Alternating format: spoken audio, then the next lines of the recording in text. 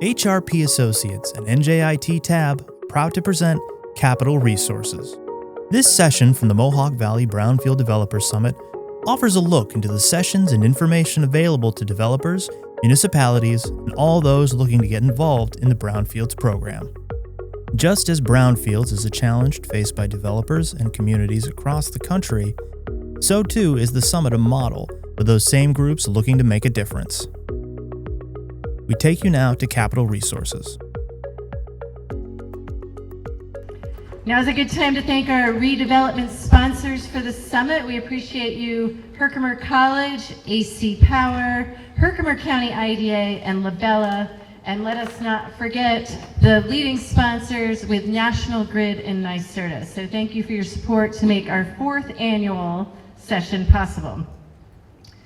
So here we are, 3 to 4. This is a 1-hour session. I think it'll be rapid fire. You've got master class here on how to redevelop sites in the Mohawk Valley and the mastery it requires.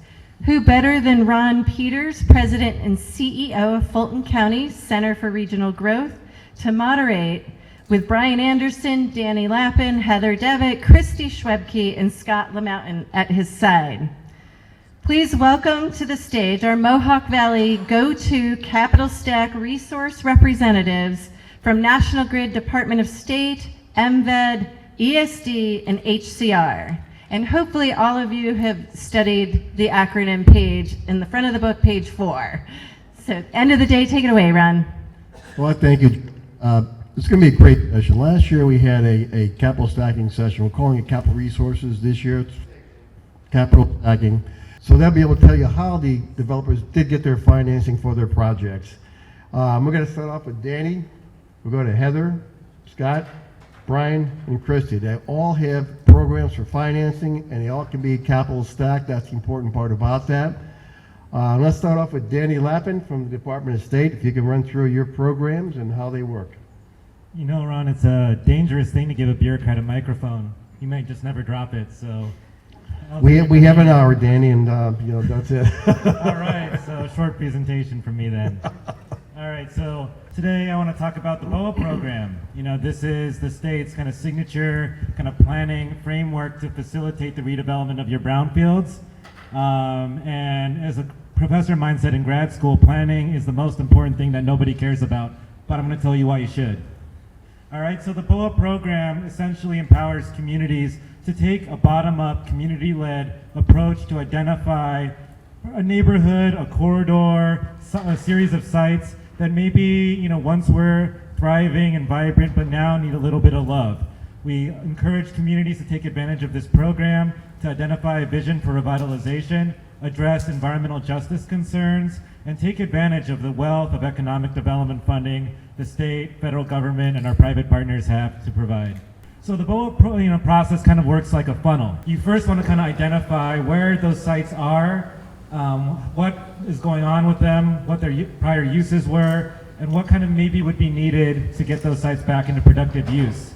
You then take advantage of our BOA planning process, prepare a BOA plan to kind of figure out what set of comprehensive strategies you would need to get those sites back into working order. You then apply for designation through the Secretary of State. And designation kind of sounds like this fanciful, pomp and circumstance kind of thing, but it really opens the door to take advantage of a lot of economic development funding. And most importantly of all, it puts you to priority preference and consideration for additional state funding. You then can start to implement your BOA program. You can identify sites in need of redevelopment. And as a great, BOA guru, Kevin Garrett in New York City says, our BOA pre-development funding opportunities can basically cover anything before a shovel hits the ground, which is pretty cool. So in terms of eligible applicants, you have your general slate of municipalities and quasi-governmental organizations on the left. You then have your not-for-profit organizations or community-based organizations in the middle. One important thing to remember though, if you have a community organization or nonprofit working in your community, at least 25% of their board of directors need to be living in that target community, which can kind of be a bit of a lift, but if you have a nonprofit, say in Utica, Rome, Oneonta that wants to spearhead this, it would be perfect to kind of take on. We also allow community boards as defined in the New York City Charter to apply.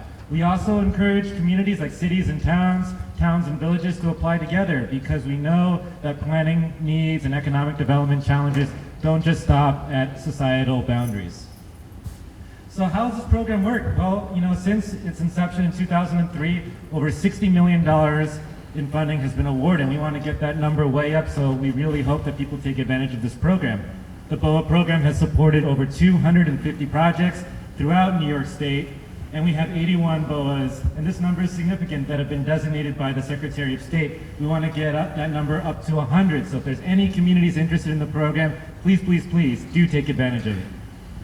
So I like to think of our program as kind of like a chain. As I mentioned before, each link in the chain has an important role to play. You start with your broad inventory and analysis of sites that maybe need remediation, maybe have fallen on hard times, and you figure out what needs to be done. The next link in the chain is to update a kind of strategic plan or develop a strategic plan that helps you kind of revitalize that corridor.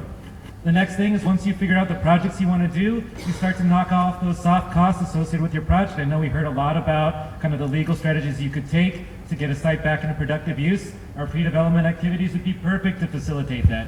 I would encourage you to apply for funding to take on those legal services necessary to get those gas stations on the tax roll, get those properties in foreclosure back into productive use, and kind of keep going. But we also recognize that there might be some concerns about the environmental characteristics of your site. We do fund phase 1 and phase 2 environmental site assessments as well. So kind of diving into those links in the chain, this year we have a countywide or multi-jurisdictional inventory and pre-planning analysis program. Basically, we recognize that it might be a little bit difficult to find those sites that we've been talking about. So we encourage eligible applicants to develop, to pursue this program and develop a final inventory and report, which basically focuses on the proximity of brownfields to existing development patterns, looking at your demographic and socioeconomic characteristics, and really identify those projects and property owners that are willing to play ball. So when it comes to developing a BOA plan, it's really important to kind of think of this as a community-driven vision for revitalization. Every community has a neighborhood that folks say used to be great, but has since fallen on hard times. That's a common refrain in the Mohawk Valley, and the community always has ideas about what should be done. All the more reason to participate in the BOA planning process. This plan creates a roadmap to return those dormant sites and sites that need a little bit of TLC back into productive use. And most importantly, it offers predictability for developers interested in pursuing brownfield redevelopment. It shows what the community would support. It shows what funding would be necessary to get those sites back online. And it also provides that priority and preference for other grant opportunities that I discussed earlier. So in terms of pre-development activities, we really fund the gamut. And this might make your eyes glaze over, but when you think about this kind of sector of our program, you should imagine a site in your community that needs to be redeveloped, and think about all the steps necessary to get that site back into productive use. And then kind of remember that refrain that Kevin Garrett said earlier. We support anything before a shovel hits the ground. Site assembly, rezoning, market studies, building conditions analyses. We'll take it all. And Rome has been an excellent adopter in taking advantage of this kind of program, and I encourage you to reach out to my colleague Danielle Salisbury, who's here, and so she can talk about what the city's been up to. So in terms of environmental site assessments, again, we understand that through your inventory analysis and BOA plan development, there will be sites with contamination that need to be cleaned up. We encourage communities to apply for phase 1 and phase 2 ESAs to identify the extent of contamination and the steps necessary to clean up those sites. Please be aware that those cleanup activities and the overall redevelopment plans need to be consistent with your adopted BOA, but I think you'd have to try pretty hard for it not to be. We haven't really seen an instance where that happens. With that, I'll hand it over to Heather. Well, I have a question for you, Danny. Now, I as a developer, then coming into a municipality that has an improved BOA, it will take a lot of the unknowns out of my development process of all the pre-development costs, such as your phase 1, your phase 2, but I can still look for brownfield tax credits as part of my process for developing my project out on a brownfield site within a BOA area. Correct. So if you go through the brownfield cleanup program, you get a 5% property tax bump up, tangible property tax bump up upon completing your cleanup program plan with the DEC, and that's pretty substantial. The BCP tax credits have gone to support things like the New York Times building in Manhattan, down there. They, support a lot of redevelopment in Western New York, and it's a pretty big carrot to dangle. And the important thing to remember is that it is a pretty heavy lift, but not if you delegate and bring people into your team, like the Hodgson and Ross, the attorneys in the room, people, all lawyers with expertise in setting up these deals, but also leaning on folks like Ron and Heather with MVED and building up your team of experts to kind of assist you, because usually the hardest thing about taking advantage of the tax credits and BOA is the inertia associated with starting your program. Once you start getting people together and delegating tasks, it can become really simple. And another thing we like to mention is that outside of the grant cycle, outside of the CFA cycle, we will go to any community, talk with any developer or business owner about BOA. You tell us to come out somewhere and we'll be there the next day, most likely. And in the BOA area, you get extra points when you apply for other state financing as well too. That's correct. So in the legislation, it focuses on Environmental Protection Fund applications. However, in practice, it applies across the board. Okay. Thank you. Hi, so you have your BOA. You're all set up for that. You've done your phase 1, your phase 2 through the BOA. You know how you want to redevelop. You know what contamination you have at your site. Your next step is me, MVED, and we have our Brownfield Loan Fund. So what this is money through the EPA that is specifically for brownfield remediation. It's after your phase 1, it's after your phase 2. If you are a municipality, we can grant that money to you. A side note on that, my loan fund has no match. So we can, for a municipality, as long as I have the money to sub-grant, it can be 100% sub-granted to you. The second part of that is as a loan fund. So this can go for nonprofits or for-profit businesses that are ready to do some brownfield remediation redevelopment. There's no closing costs, there's no commitment fee, there's no application fee. The interest rate is set at 1%. It's done over 10 years. The first year there's no payments. The second year there's interest only payments. And then in years 3 through 10 is both interest and principal. There is technical assistance with your application, either through my office, really through me, or through my QEP, my qualified environmental professional. So there is help with the application, and right along through, if it does get approved by my board, then there is help with the community outreach, with all of the steps to get everything remediated for you. If you need some more information, you can give my office a call. The number is there, and there is email. Thank you, Heather. So you're also the gateway to EDA money. Yes.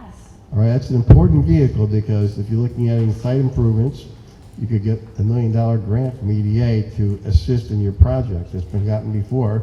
That's an important part of the capital stacking, so that can be stacked on the overall development cost. Putting in a street, sewer lines, water lines, that can be done through an EDA grant. Yeah. And that's your gateway. When you reach out to the EDA, the very first question they will ask you is, have you had a conversation with Steve and Heather at MVED? And if the answer is no, then Lucas will say, here's their number, give them a call. So I wish I could say, Danny helps you plan, Heather helps you get the loan fund, and then Scott, fill in the blank. I'm going to take a little side journey here.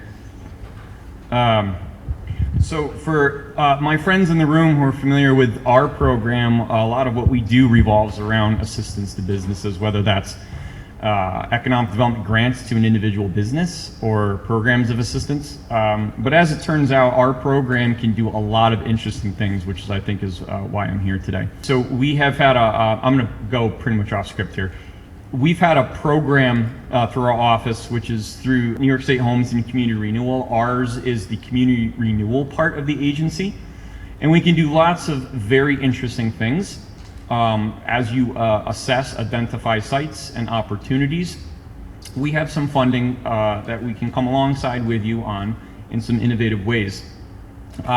So the New York State Housing Agency, basically I work for the Housing Trust Fund Corporation. So anybody that's done any work with us, if you get an agreement, it's with the Housing Trust Fund. We work primarily with municipalities, and there are some not-for-profits. So those of you who've worked with New York Main Street program, that's through our office, and that can be municipal applicants or not-for-profits. There are two big federal sources that we run out of community renewal. We have block grant, which I'm going to talk to you a little bit about, and then home, which is just housing. So this is just a snapshot, kind of a perfunctory slide to explain we do a lot of stuff in a lot of different spaces in our office. So, our challenge really is to think creatively about how we can come in and partner with you as you are identifying opportunities post clearance, cleanup, and development. So, imminent threat represents projects that are hazardous to the public health and are more emergent and immediate. We talk about accessibility modifications, drinking water, sanitary sewer, obviously housing, economic development, planning, downtown stabilization. These are just some of the things that we do. So I'll park here for a second. This past year we had a program called Vacant Property Clearance Program, or VPCP on the far left. And we're about a year into that, and this was our first attempt to highlight an activity that we've always been able to do, which is demolition of structures. So the major tie-in here is to say we have a creative source of funding that we can use to identify structures that need to come down. Environmental mitigation can be part of that, part of the budget. The program was intended to deal with situations where the demolition was the only thing that was going to happen, right? There was no identified use to come along in back of it. Our intention going into 2025 is to wrap that activity into everything else we do. In other words, we know that this stuff doesn't happen in a vacuum, and what we want to do is help you to identify your needs and figure out how we can be a help come around and sort of wrap around the whole project. So here's just a few examples how we've used our funding in the past, primarily for demolition and for clearance and site restoration. Here's one example. There was an historic hotel in the village of Sharon Springs. It had deteriorated to the point where it was, it threatened the safety of folks who were passing by, pedestrians, people forcing their way into the structure. So $520,000 bought us a demolished building, site restoration, any mitigation needed, and HUD makes us or has a requirement that we primarily benefit lower and moderate income people, and so in this case, that's how we were able to help the village. Through our VPCP, which is this new clearance-only program I just spoke about, we have a couple in progress. We have a scattered site residential demolition, which interesting to me, when we think brownfield, we think about large sort of post-industrial sites, but not to exclude smaller sites that often sort of go under the radar. We've had a couple folks come in expressing a need to do scattered site residential demo. So here's one that's in progress, just recently awarded City of Amsterdam for $1 million, which includes, again, all the above, the soft cost, air quality monitoring for asbestos, site restoration, and so forth.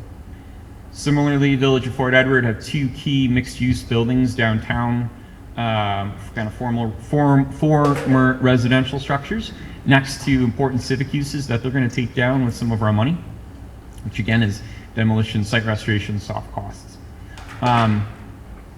So again, moving forward, the challenge here with our program, for those that aren't familiar with it, is we do primarily have to make sure we're helping low-mod people, but we're waiting for opportunities to partner with other sources. We play very well with others. These are federal funds that are administered through the state. We typically have to make sure that there's a benefit to lower moderate income communities, but whether it's demolition, whether it's assisting with site cleanup, whether it's assisting with infrastructure, water and sewer, utility work underneath the property in support of a future use like affordable housing, we can do a lot of very interesting things. But we're looking for partners, and I'm looking to get more pictures on the slides of successes where we can help you clean up your brownfields. So our money's available through the governor's CFA primarily, and then our housing resources are available through a bespoke application portal that the agency maintains. But for your purposes, the CFA, you can find our programs in there. There are some eligibility restrictions depending on the location of the site, and we do not work. Unfortunately, you can partner with nonprofits, but our contract holders are units of local government. But just to emphasize, the local government can partner with nonprofits, can partner with IDAs, LDCs, really any constellation of agencies or entities. Inquiries, there's two different mailboxes for some odd reason. But if you have questions, OCR info, hcr.ny.gov, or just flag me down afterward. Be happy to answer any questions. Do you have to have a planned use before they can apply for any of your funding? Does municipality need a use for that building? Not necessarily. So we can do it both ways. The VPCP was envisioned as a way to allow folks to take down buildings without a use. But ordinarily, we can entertain projects, whether they're housing or economic development, where demolition is part of that project. And if the timing's right and we can meet all the other requirements, then we have a way to help you.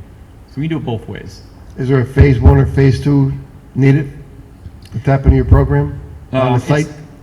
It's not a requirement on its own, but as part of sort of developing a plan and being ready to implement. Like, in order for me to bring a project to my board, it's got to be more or less ready to go. So to the degree that that phase 1 or 2 would be part of that, that pre-planning, then yes, but it's not a discrete requirement of the program. It's more about, is the project ready? So the more planning municipality have, would be better for the program. Yeah, absolutely. We do have a small planning set aside. We're limited statutorily by how much we can set aside, but we do have a small community planning set aside, which will now be going open round and will be hopefully accessible throughout the year. So we have some resources we can bring to bear. So just really quickly, I don't want to monopolize, but so for the BOA program, always the white elephant has been strategic demolition and site preparation. So a community that was forward thinking, let's say, would take advantage of our program to plan and do the phase 1 and phase 2, and Scott's program to do the strategic demolition and site prep, because that's something that BOA does not cover, because the shovel would hit the ground. So I think that could be a really capable and awesome partnership, and I'm going to steal that program and share it with my communities in the Mohawk Valley. And to add to that, it's not a demolition and it just needs to be remediated. You can call me and we can tap into the EPA funding that I have. Excellent. Scott, not quite. A couple more questions. What's your match in a program? It depends on what we're talking about. There is no match for anything in the program other than economic development. So we do a ton of assistance to individual businesses. There is a funding structure in place where we'll come in 40% up to 750,000, 15,000 per job. So if you do the math, it's 50 jobs at 15,000 a piece. That's a larger economic development deal. But other than that crazy math, there is no match in our program. Even a demolition program, no match at all? You can do 100% of demolition if a municipality comes in and says, here's these sites that are threats, I'm going to move on these, and you can take them down. Yeah. How long of a process do you have from application to approval? Application to approval, we're moving a lot of stuff open round, and so you're right, the answer is it's as quick as the applicant really wants to go. Okay. And I don't want to sort of oversell this. Block grant, I worked as a hired gun on the outside. Block grant's a lot of work, and it can be overwhelming. But by moving stuff into an open round, meaning you can apply basically at any time for this stuff, that's our plan for this year, we can work with you and sort of negotiate on your scope and nurse the project along to a point where it's fundable. And that gives us the space, by the way, to talk with our other partners and figure out how to put this stuff together. So we can move very quickly with this format if the applicant's ready to go. We have a quick payment turnaround schedule. If we receive everything we need, we can turn stuff around within like 10 days. We run a lot of housing rehab programs, so we sort of geared our shop that way. So more information than you asked for, but. Is it back-end financing or any money up front? It's cost incurred, and we work pretty much on a grant basis. There's been a history of issuing loans, and it creates some problems sort of downstream for folks. So we can talk about some folks choose to do that, and we can talk about how that might benefit our work in certain case. But and one more question: is it in the budget this year? Anywhere you're financing? How's that stacking up right now? So it's all federal money. We don't have a ton of information any better than anybody else. I will tell you that because of previous de-obligations of funding, and because of where we are in the cycle, we're going to commit funding that we already have in place. So anything we advertise this year, I wouldn't discourage anybody from applying, for instance, because there's unpredictability at the federal level. Our funding's secure at this time. Great. Thank you. Yeah, thank you. Good afternoon, everybody. My name is Brian Anderson. I was here last year, and they invited me back this year too. So hopefully, who knows, maybe next year you'll get Joe Russo to come and do a better song and dance than I will do. So let's move forward. Most people wonder why we're in economic development, and it's really these reasons up on the slides. It's healthy communities, good corporate citizens, partnerships, tradition. The legacy of Niagara Mohawk goes back all the way to the 30s. Funding for programs and projects, energy infrastructure, site development, attraction, retention, productivity and efficiency. All the key economic development buzzwords you'll hear and you'll see in our programs, whether it's capital investment, whether it's your energy usage or efficiency. Those are the things that we look at. It goes back to 2003 when we merged originally with National Grid, Niagara Mohawk did, and we created an $11 million allowance for upstate New York. And we developed some programs, and they hit on everything I just mentioned: the infrastructure, the revitalization, the marketing in our communities. Funding has been utilized. I think most people have probably seen some articles about a rate plan that's hopefully going to be approved soon. So we'll see what happens there. And really what we're looking to do is to partner with our communities on Brownfield, on Main Street redevelopment, on site development, on energy infrastructure projects, things like that. And the reason why I'm here. Brownfield redevelopment. So our program it's pretty flexible in the sense of, we can do demolition and contamination. For us, and the word there, contamination, is very specific for a reason. It does allow for asbestos cleanup and things of that nature. So that's what I kind of like is, it's not just in the ground, it can be in the buildings too with asbestos. If you're outside of a BOA, I think we can help you fund phase 1 and phase 2 at $25,000 max. It's probably like a 1-to-3 ratio. So if it costs $100,000, we will be able to contribute $25,000. And at the end of the day, it has to be a viable site for a commercial project or industrial use. It cannot be used for residential. That's not what our programs were designed for. It was designed for commercial and industrial use. Funding is reimbursable, like most projects. I would say our reimbursements are fairly quick. I would say most reimbursements, once the project is complete, and we have all the necessary paperwork, you're looking at about a 6 to 8 week turnaround. So most times there is no funding throughout. It's normally when it's done, that's when we fund it. Max grant is $300,000, and like I said before, max for phase 1 and phase 2 is $25,000. So if you did a phase 1 and phase 2, or a phase 2, and you use the $25,000, the maximum grant would only be $275,000 going forward on that project. Here's some of the projects in the Mohawk Valley: Herkimer, Rome, Utica.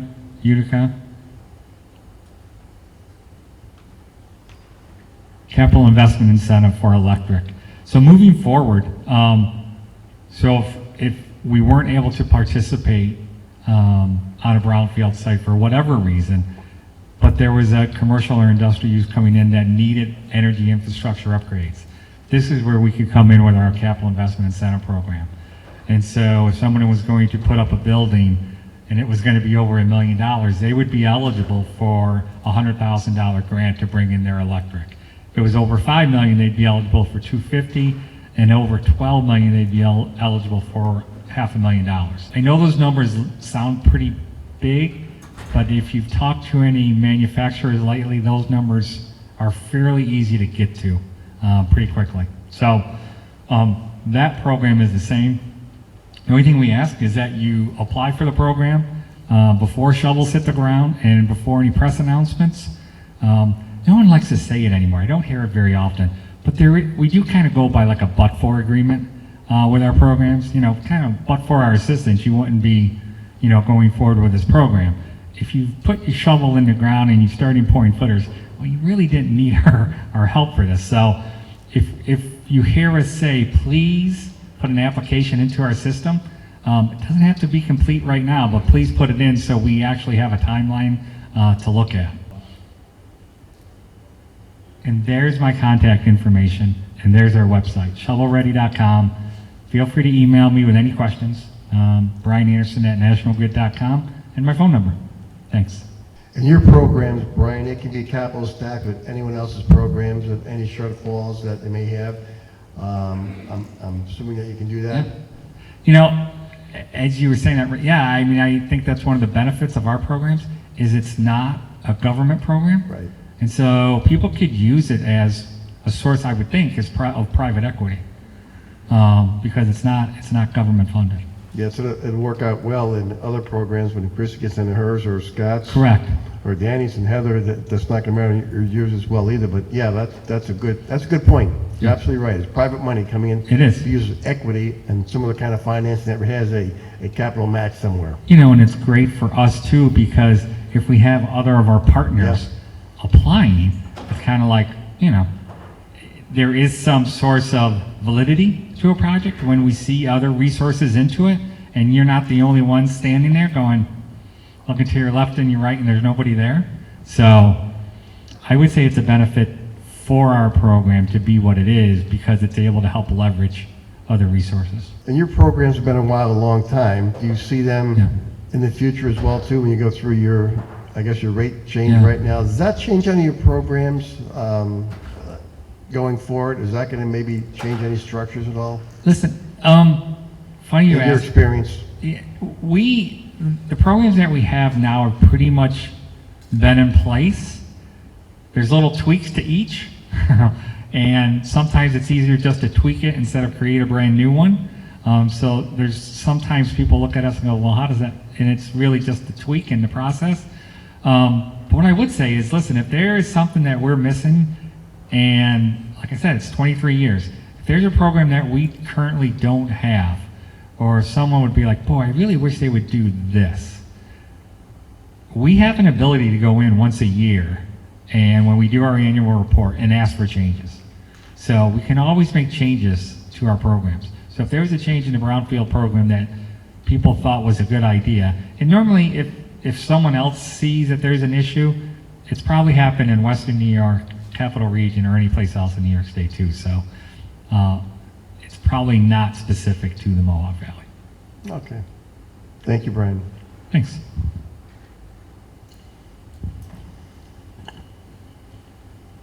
Hello, I'm Christy Schwebke with Empire State Development, and just some basic information on Empire State Development. I'm sure everyone here is familiar with who they are. I work specifically in our strategic business division, which works with businesses that are interested in locating or expanding in New York State to grow specific industry sectors. And I also happen to work as director of the Fast New York program. So I'm here today to talk about that program, and I will do kind of an overview of what it is for those who aren't familiar with it, and then I'll wrap it up by discussing how the program relates to Brownfield specifically. Fast New York will fund different pre-development activities and infrastructure improvements by providing grants to sites to improve their shovel readiness in key industries. The goal is to enhance New York's appeal to large employers. Just some quick stats on the program. We have awarded 32 projects across the state, totaling $232 million, and thus improving nearly 4,000 acres of industrial property thus far.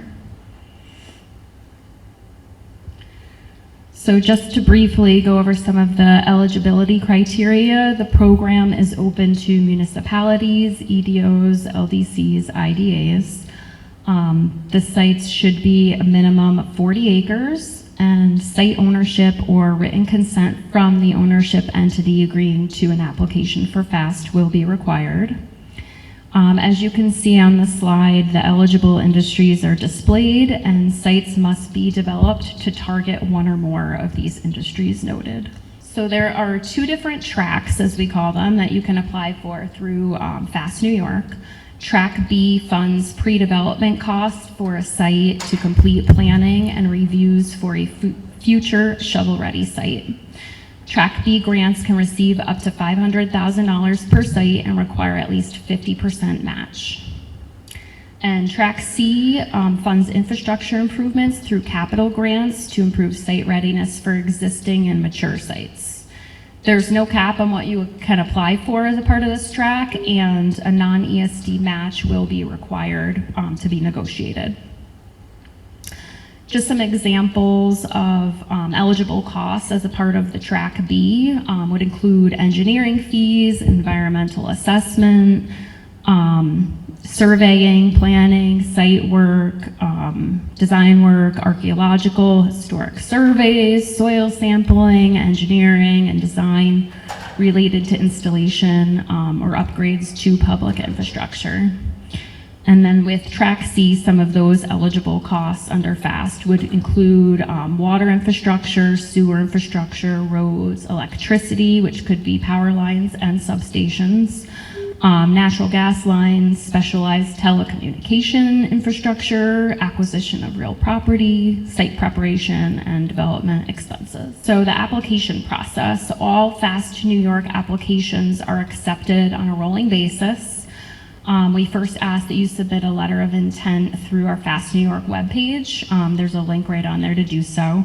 We review these and make a determination as to whether we think you're ready to move forward with a full application. Applications are submitted through the CFA portal. There's a application fee due when submitting. And once submitted, ESD reviews the applications for completeness and thereafter scores them. Something to note about the process, it is a very interactive process. For Track C requests, we typically have, applicants present their project to us, in which we give them an opportunity to address any questions that we may have. But for either, type of application, we may ask for additional information at this point. So if there's something that you don't have, we'll ask for it. It's not like once you submit, you're done and you can't, provide that. Projects are ultimately selected for advancement or denial by an internal review committee, and awardees are notified by email and will subsequently receive an award letter. From application submission to award, the time frame can vary, particularly based on which track that you're applying for, but the typical time frame is 2 to 3 months. And if there's additional items needed and we're going through that process together, it can extend that out a little bit longer. Okay, so how does this all relate to brownfields? Let's take a look at the things by track. So for Track B projects, grants can be used in the initial assessment phase. This includes any of those studies that I mentioned that need to be completed, most likely environmental. This could also include design and engineering work for redeveloping the site. So this is going to be on the front end of things. And then for Track C, grants can be used to complete infrastructure upgrades that are needed after remediation is completed. So for either track really, but particularly Track C, other funding sources into the project are very flexible, as we've all been talking about here. So you could be using those other sources as match for your project potentially. We're very supportive of using the FAST funds for redevelopment of brownfields for several reasons. They provide a lot of benefits since typically they have the infrastructure already in the place. FAST funds can be used, for upgrading and replacing any of those infrastructure needs as a part of the Track C. And communities are typically pretty receptive to getting these brownfield sites back into industrial use. DEC also loves to see the sites cleaned up and put back into use, and FAST funding could be a really great potential source of funding to activate, that redevelopment. I have just 2 examples. Not in the Mohawk Valley, but Buffalo and Erie County ILDC as the first one. They received funds for the former Bethlehem Steel site, now known as Renaissance Commerce Park, to relocate and expand a 100-year-old rail yard to develop 42 acres of industrial land. and counties of Warren and Washington IDA, they received funds for the former GE dewatering facility, now known as Canalside Energy Park, to complete build out of wastewater infrastructure and improvements to drinking water infrastructure to redevelop 80 acres of industrial property. And these are both brownfields. And that's our website. You can find a lot of information and helpful documents there, and that's our email if you have any questions. I have a question for you. On your Track C financing, you mentioned that it's negotiated as to what you want to see as far as any kind of private money coming into the deal. What are your priorities for identifying that, what you would think, how much you're going to want? What are you looking for? How much in terms of? Yeah, it's a negotiated dollar amount. Therefore, you must have some kind of preference if, I'm looking at these kinds of jobs, maybe I don't need as much money to come in as a match. How do you determine what the match is, basically? We have an internal, number that we want you to meet, but I'd say like the more other funding that you can put into the project, the better it looks. And like, especially if you're leveraging it with other grant funding, like we're not prescriptive about where that money's coming from. And even in certain instances, we can look at money put into the project like from the past within a reasonable time frame. But it can't be additional state money, though. It can be additional state money, just not ESD money. Not ESD money. It could also be National Grid money as well, too, potentially, on the capital stacking. Yeah, it sounds like a lot of these programs absolutely. that we're speaking about could definitely be leveraged together. Brian, you going to say something? With the Fast New York program too, one program I didn't mention is our shovel-ready infrastructure program, which was really designed going back for the initial ESD program going back 25 years, shovel-ready, and then we have Build Now New York. So that program there actually can assist on the engineering studies, and then that's on the development side and also on the infrastructure side. So you can hit that program up twice. Now, granted, you have to do the first phase first, and then once that's completed, you on the infrastructure. But it partners very well with the Fast New York program too. It does. So just really quickly, the engineer design and planning. So the BOA program will cover 90% of those soft costs, so the local share would only be 10. So it's a very popular program. And last round, we only had 2 applications in the Mohawk Valley, so we're hoping that certain people in this room will take us up on applying, but it could be a really good kind of entree into a Fast New York award because we would be able to kind of cover those soft costs associated with planning so that they're ready to take on the Track C project and do some of those more kind of mature, actually kind of shovel in the ground kind of projects. Yeah, absolutely. Christy, also, it's your money for Fast New York is allocated every year. With the budget not being approved yet, what do you think is going to happen? I'm pretty confident in, what we'll be getting hopefully this year, but we do still have funding available from previous years, so I wouldn't discourage anybody from applying. Yeah, absolutely. The government's been pretty successful with the program. I think, and the state likes the program. It's helping us find more sites and get sites that are needed in the state for shovel ready, and brownfields are a great site, being that they generally in a good location, industrial location being that. You have your infrastructure that was previously there in one fashion or another, and you've got to clean it up. So yeah, that's a good opportunity. Now, you can use your money for sites that are less than 40 acres. Now, what is your priority for that? It would need to have some special characteristics. So it could be like physical location. A brownfield could be, one of them. There's not like set criteria that we're looking at with that. It's just that we didn't want to advertise, that we would be assisting properties of a smaller caliber because we're looking to develop them for large business. Sure.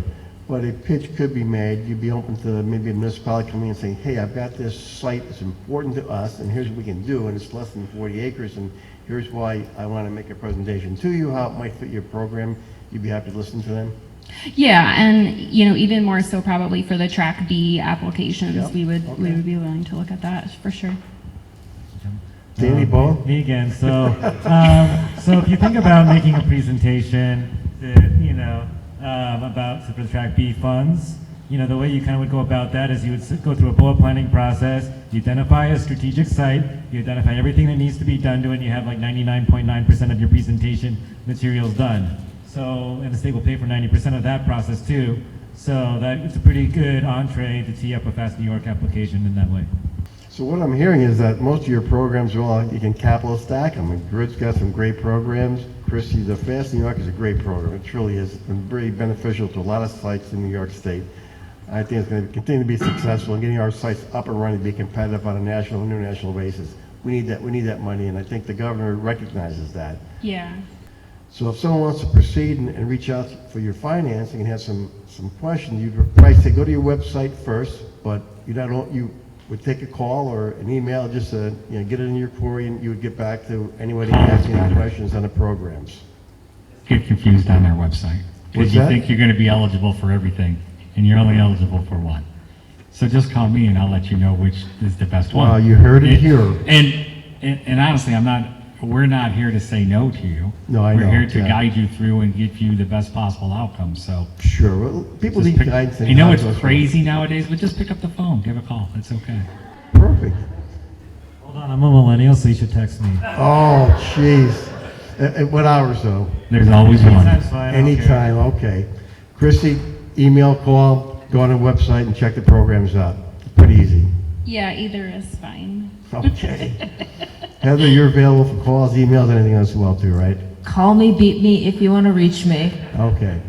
Well, we left a couple minutes here for any questions and answers. We can do that right now. Anyone have any questions though on the capital stacking and the programs that are presented by our 5 panelists? Oh, there we go. Thanks. I have 2. Is that 2? Okay. First one's for Christy. Hopefully pretty simple. When it comes to drawdowns for either track B or C, is it flexible? Are there front-ended drawdowns if you have a larger project? Are they staggered? Is it one big one? So, depending on the track, most of them, the way that we do it is at the end of the project. It's all a reimbursement. With the track Cs, we have a little bit more flexibility to do drawdowns throughout the process, but it is all on cost incurred reimbursement basis. Okay, thank you. Scott, I have a question for the demo program. As far as eligible communities go, I know other CDBG programs have either activities or census areas that require a certain level of their population to be an OMI level. In a nutshell, what does that look like for areas that are eligible for the demo activities? Yeah, so same requirements. So the state block grant program touches areas of the state that are not already served, right? So HUD gives Syracuse, Albany, Buffalo, Rochester money directly. Everybody else is served by our program, and a demo activity would qualify either by virtue of the fact that most of the people served or affected by the activity are lower moderate income under HUD standards, or the issue is a imminent threat to the public health and safety. So there's a couple pathways that qualify. But in terms of eligibility, it's the same sort of list that we have for everything else. That helps. Any other, there you go. So yeah, just to be clear, entitlement communities are not eligible for your demo.